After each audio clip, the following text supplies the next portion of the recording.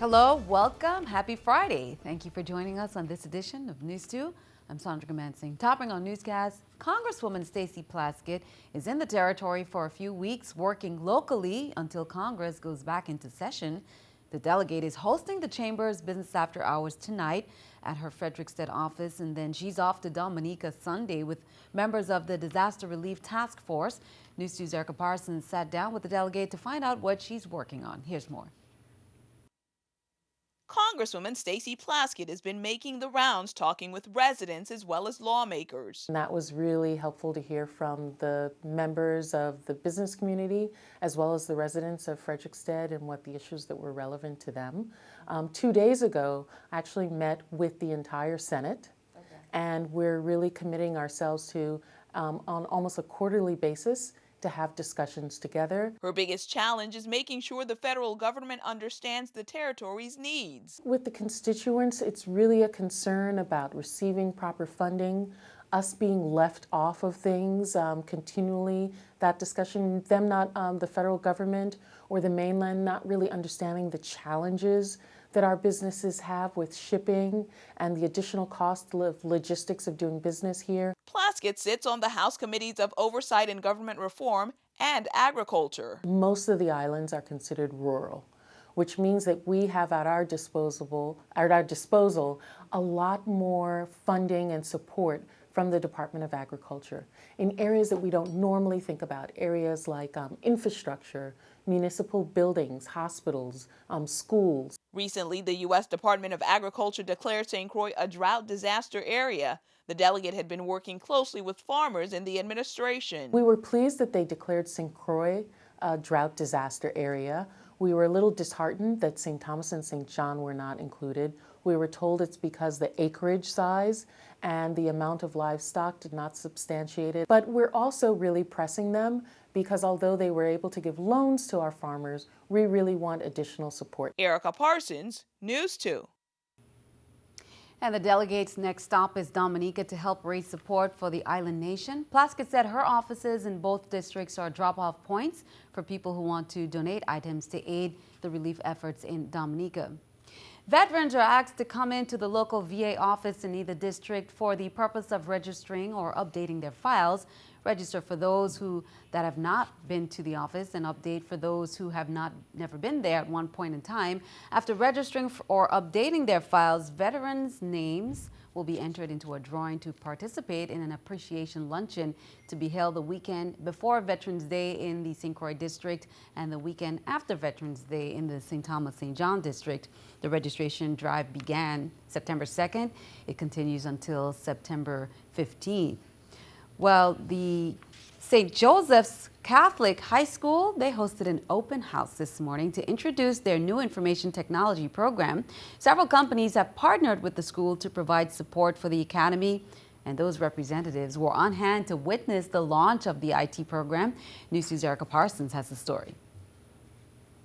We are going to train network defenders. Representatives from Innovative VINGN, Broadband VI, and Waste Management got the first look at the new IT Academy at St. Joseph's Catholic High School. It's a great program. I mean, to get the kids that kind of exposure at that age and let them understand how networking works is brilliant. Brilliant idea. 20 students are enrolled in the IT program. That's a first for the school, and after the 4-year program, the participants will be able to get a job in the field. This IT Academy is going to offer approximately 7 to 8 certifications over 4 years. These are IT certifications, which simply means when our students leave St. Joseph, they are ready to work. The IT courses will be offered through Cisco Networking Academy. The 4 local companies who've partnered with the school will help provide internships and jobs as well as support. The nice thing about this program for us is not just that the students will be in the classroom and learning, but one of the biggest things they wanted from Innovative was access to our network, access to our information, access to mentors, access to internships. We're providing an opportunity for the kids to come into our environment and use the skills that they're going to learn in this program at St. Joseph. This program is helping to pave the way for the participants, and the message from the mentors was to take advantage of the opportunity. That gift of education that I was given is now bestowed on all of you. And I want you to take the gifts and multiply them. Take your talents, the gift that I'm able to give you as the president and CEO of VIMGN, the gift of IT certifications, the gift of being able to provide for your families. The future IT professionals demonstrated their appreciation with gifts of their own. Erica Parsons, News 2.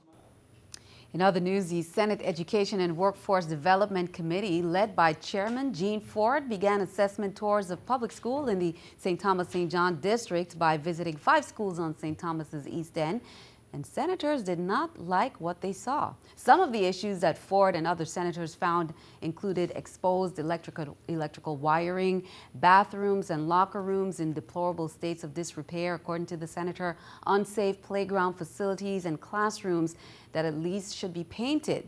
Now, in attendance were the committee Vice Chairman Kurt Violet, Senator Blyden, Senator Novell Francis, Senator Myron Jackson, Board of Education member Judy Gomez, senators, staff members, and personnel from the legislature's Office of Media Services. Says more.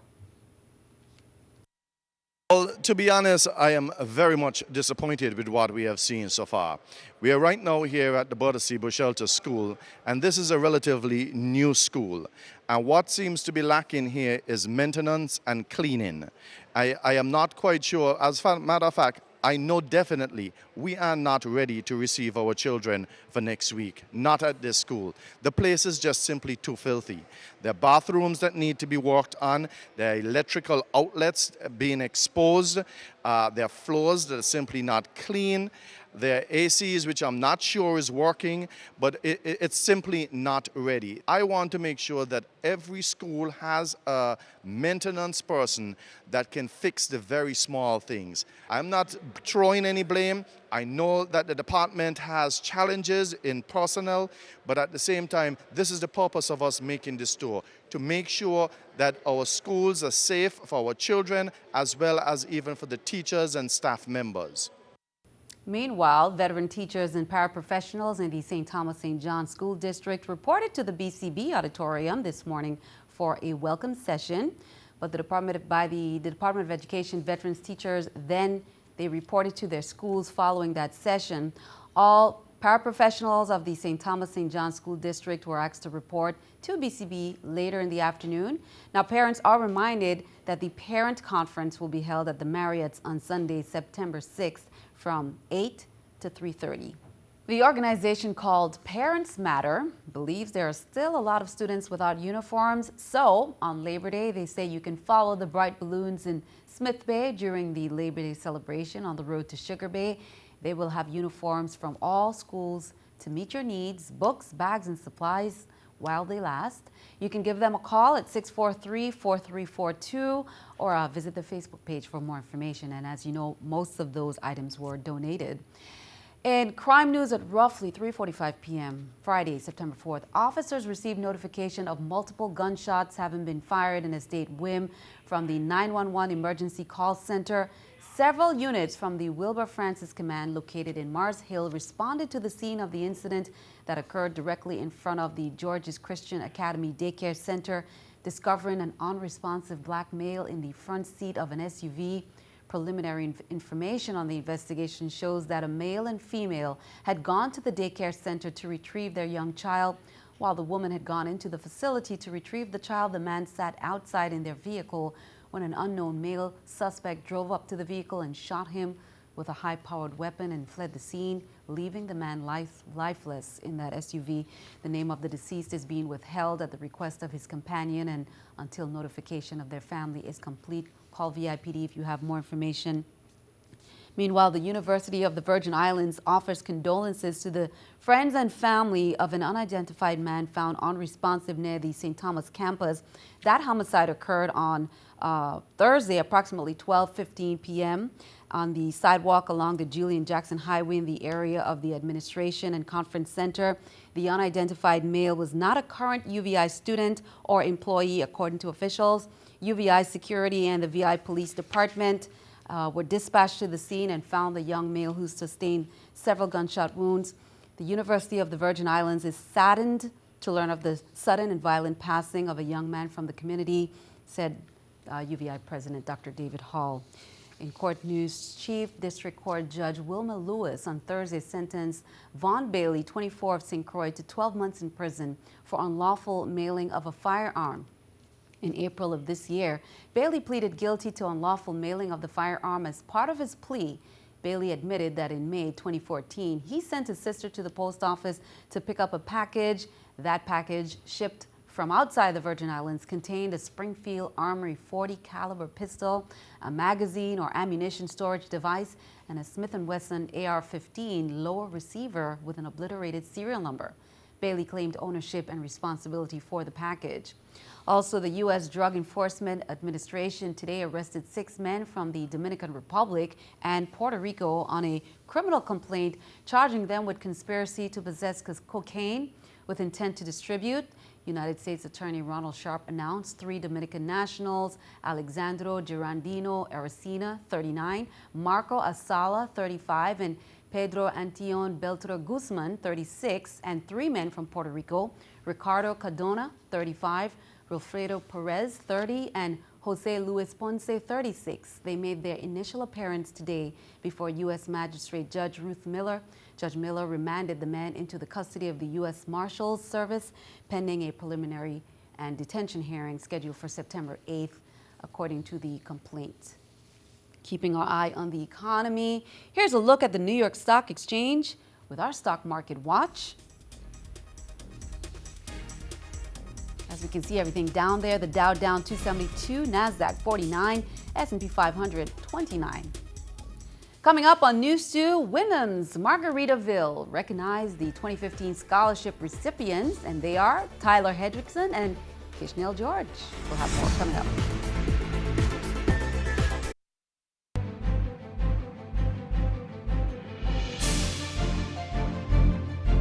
Welcome back. The Committee on Housing, Public Works, and Waste Management continued with its Thursday, with the sessions on Thursday.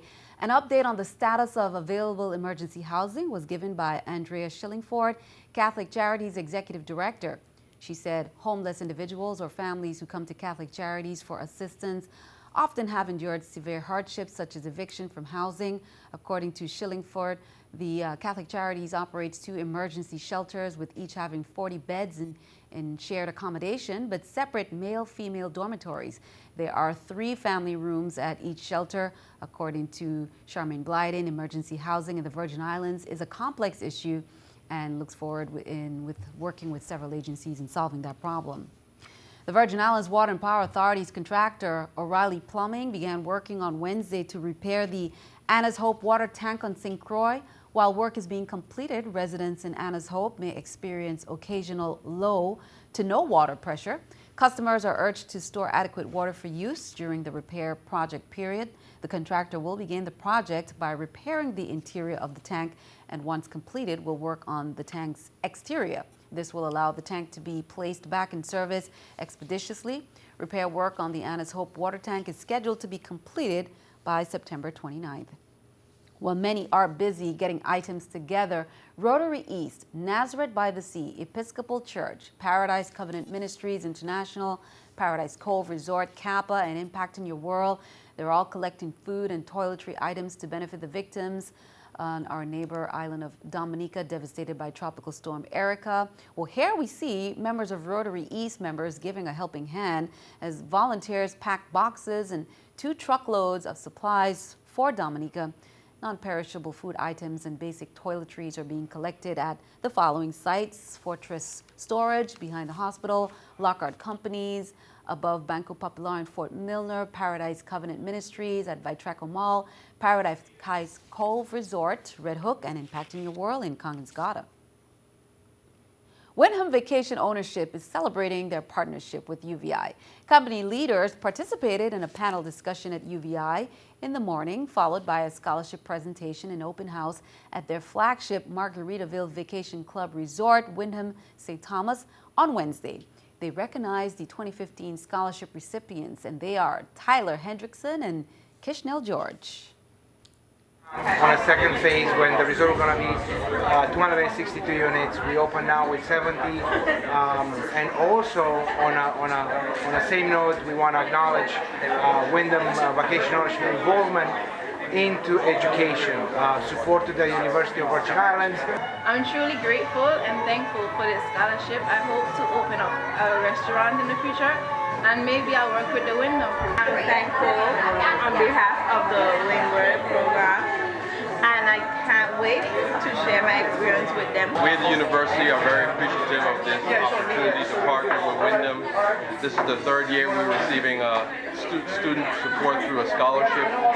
This program has been really revamped. The hospitality management program has really been revamped in recent years. We were the proud recipients of $15,000 from Wyndham to do a pilot program at one of our high schools in digital media to market the hospitality division.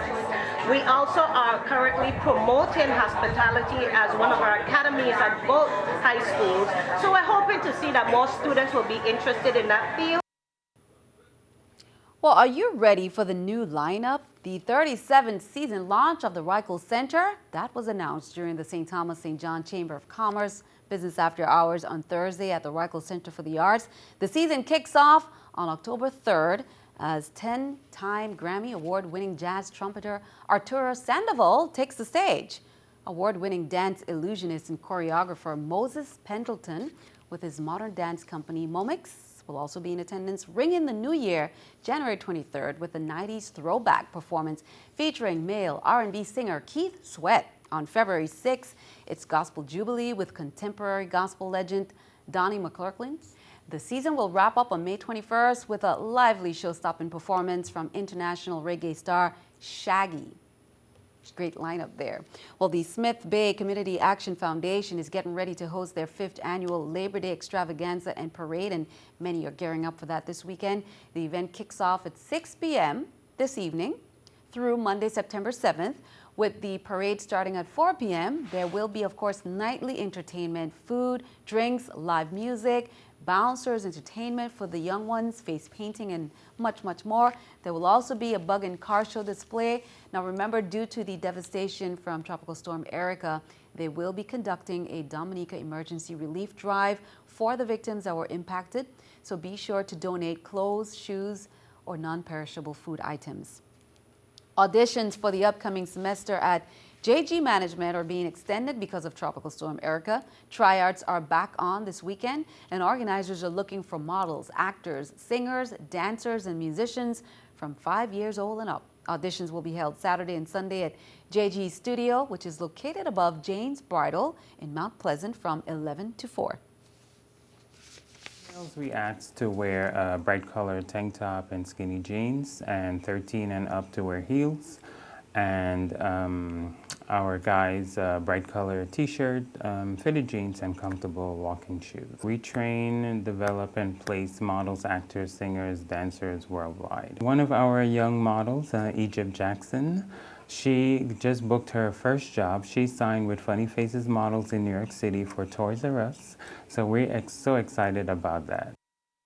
Congratulations to the young models. Now, if you'd like more information, please contact Jason Gardner at 244-5544, or you can email him at info@jgmanagementusvi.com. The second annual Animal Jam, that's taking place on Saturday at Rhythms at Rainbow Beach from 1 to 8 p.m. It's a fundraiser to benefit 5 organizations that support and save animals. It's a wonderful day to celebrate the 5 animal welfare organizations on island: the St. Croix Animal Welfare Center, Healing Paws Sanctuary, the Virgin Islands Humane Learning Center, Sunshine Foundation, and Crucian Cowgirls Horse Rescue. It's an all-day beach party with live music, Latin music in the afternoon, reggae in the evening, food, drink, games, competitions. We're all trying to save abandoned animals, whether it's horses or cats or dogs. Plus, it's just a great, fun way to raise money for a worthy cause. Okay, be sure to stick around. Your News2 AccuWeather forecast is coming up next.